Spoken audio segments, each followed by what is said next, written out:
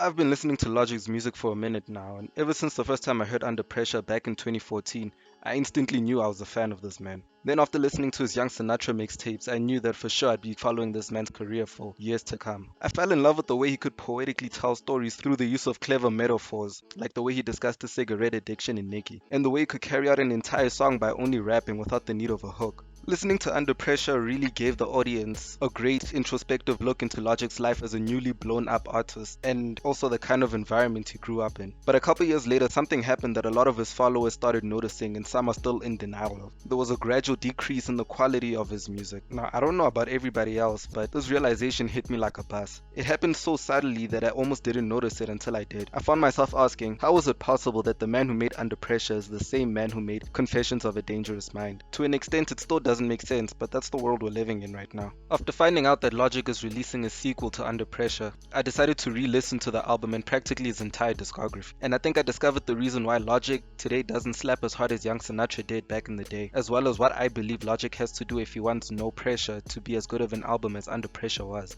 Now, as far as Logic not slapping as hard as he did before, I think the reason to that is Logic bit off more than he could chew. Or in other words, Logic got too cocky. Logic has without a doubt one of the most impressive work ethics in the music industry. Love him or hate him, you have to admit it's impressive how he's somehow been able to release a project every year since 2010 and have half of those copies sell more than 100,000 copies first week. It's insane. This man is practically on a winning streak due to the support and love from his loyal fan base. And as dope as his work ethic may sound, I think ironically it's the reason why his music isn't as good as it used to be.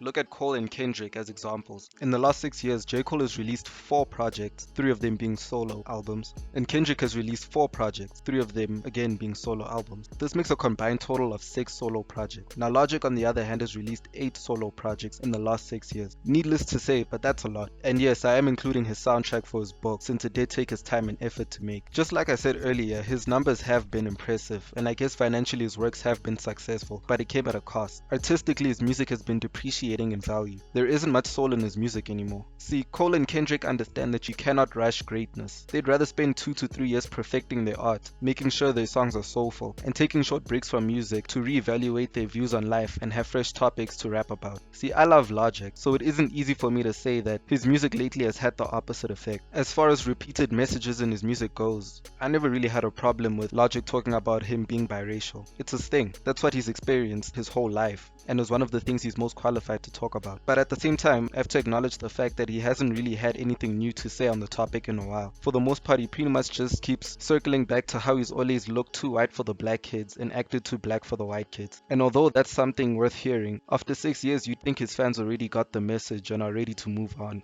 And as far as the lack of soul in his music goes, there was a time when he could make songs like Common Logic and Growing Pains 3, where you could really feel the intensity and could tell that he spent a significant amount of time perfecting these songs and albums. And one thing we need to keep in mind is that aside from the influx of music he's given us, Logic also wrote and published a book, had tours, and is in the process of developing a script he wrote into a film. And I do acknowledge the fact that he had no control over this next factor, but this man also had to deal with the stress of handling a divorce under the public eye. A divorce is one thing, but having the world watch and judge is on a whole new level. This man is only human, okay? It's impossible for anyone, I don't care who you are, it's impossible for anyone to deal with so much on their plate and still function properly. It's impossible. So from my opinion, if Logic intends for No Pressure to artistically perform as well as Under Pressure did, he has to take his time. He has to acknowledge that he already released 2 projects this year alone, and that releasing an album in the next 4 to 6 months won't do anyone justice. If you're watching this video, you probably already know the potential No Pressure has, and if this means he takes a year-long hiatus from music, let it be so.